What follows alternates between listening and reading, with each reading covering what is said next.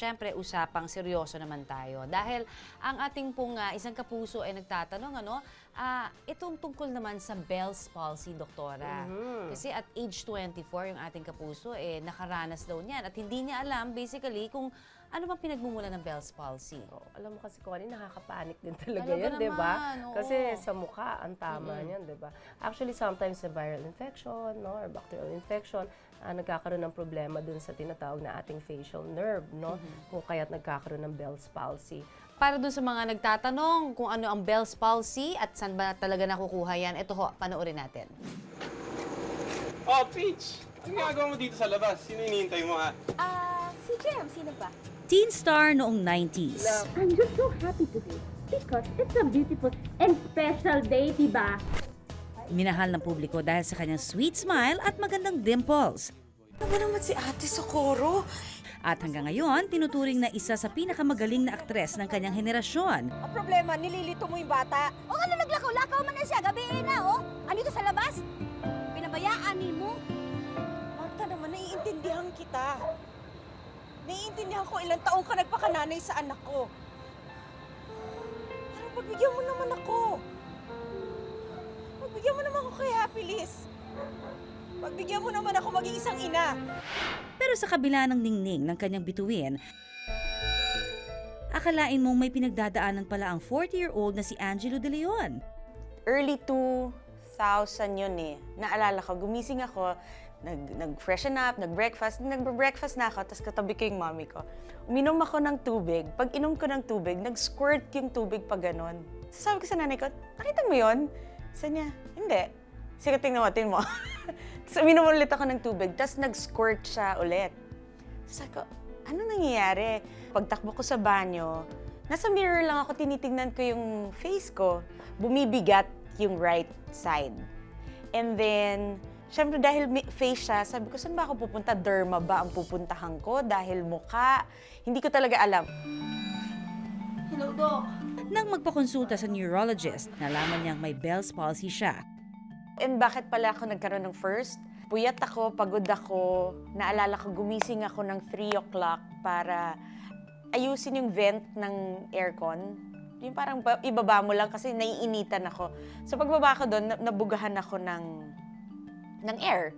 So yun na yun. Yun daw yung one of the reasons. Bukod sa low immune, dahil puyat, dahil pagod. Pagkatapos ng 2 linggo, bumalik sa normal ang mukha ni Angelo. Pero ang insidente na ito, naulit noong 2016. Kasi ang alam ko, galing ako noon ng Europe, which was a cold weather. And then after no, nag-Boracay kami with the kids. Yun, medyo physically pagod kasi kasama mo yung mga bata. Tas mainit, Boracay, ganyan. Paghiga ko, biglang sumarado yung left eye ko. So pag sarado niya, nataranta ako, umupo ako, sabi ko, Mami, may nangyayari ba sa mukha ko? Sabi niya, wala. So throughout the day, I was just, dinala na lang ako sa room, resting, ganyan. Nothing, wala, hindi siya natuloy. After 7 days, punta ng church, ganyan. Pag upo ka sa church, siguro after mga 20 minutes, sabi ko, parang bumibigat yung left ko. So sinabi ko pa dun sa best friend ko, sabi ko, may nangyayari ba sa mukha ko? Sabi niya, wala. Sabi ko, hindi, feeling ko meron. The following day, I went na to neurologist. In-MRI ako kasi ang sabi niya, to rule out the possibility of stroke. Sa mga video na naipost ni Angelo sa social media, makikita talaga ang naging epekto ng Bell's palsy sa kanyang mukha. Yung sa right ko, sinasabi na, it will only be noticeable by a doctor. So yun yung prognosis ng doctor na dahil naagapan siya, at saka, yun nga, tama yung gamot na nainom ko. Ang hirap kasi sabihin dahil artista ako, kaya parang mas grabe yung effect niya sa akin. Grabe yung effect niya sa tao kasi parang instant deformity eh. Yung makikita mo na you would have things in your head na babalik ba? So yun yung mga nakakatakot emotionally na kailangan mong tatagan yung sarili mo kasi hindi mo alam eh. Hindi mo talaga alam kung babalik ba siya ng normal, kung it will stay that way forever. Ang sinasabi mong anak mo ay anak ko. Tumagal daw ng 2 buwan ang kanyang gamutan na kahit na halata pa ang ngiwi sa kanyang mukha, ay lumalabas pa rin siya sa mga soap opera.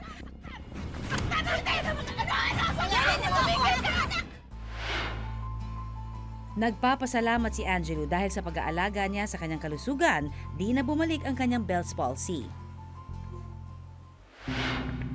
Ganito rin ang nangyari kay Mary Ann, 24 years old. April ng taong ito nang magkaroon siya ng Bell's palsy. Bale, paggising ko, kinabukasan, nung April 12, hindi ko na maipikit yung mata ko. Akala ko noon parang epekto lang ng pagtulog ko. So, naligo ako, nag-asikaso ako sa pagpasok. Tapos, nung nagli-lipstick na ako, hindi ko mailagay ng ayos yung lipstick. Bago raw nangyari ito ay nagka-chickenpox si Mary Ann.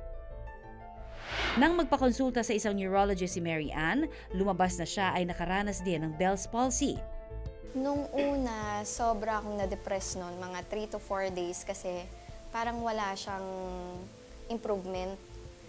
Inom ako ng inom ng gamot, pero wala akong nararamdaman na improvement. So, dumating yung point na umiyak pa ako kasi nga parang hindi ko alam kung gagaling pa ba ako. Nawala ang Bell's palsy ni Mary Ann pagkatapos ng 3 linggo. Ayon kay Dr. Raymond Rosales, neurologist, ang Bell's palsy ay isang nerve disease kung saan natatamaan ang cranial nerve number 7 o ang tinatawag na facial nerve. Pag magkaroon ng Bell's palsy, tatabingi yung kalahating parte ng mukha. Well, kung ang stroke, tatabingi ang lower half of the face. Ang Bell's palsy, buong kalahati ng mukha.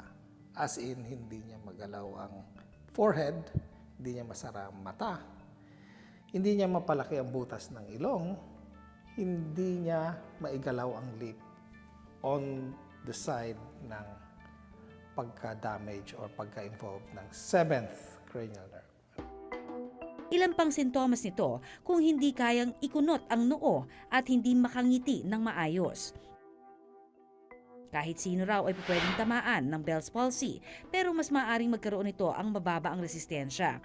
For example, yung mga may diabetes, yung mga taong mababa ang kanilang immunocompetency, as in mahina ang kanilang resistensya, so to speak.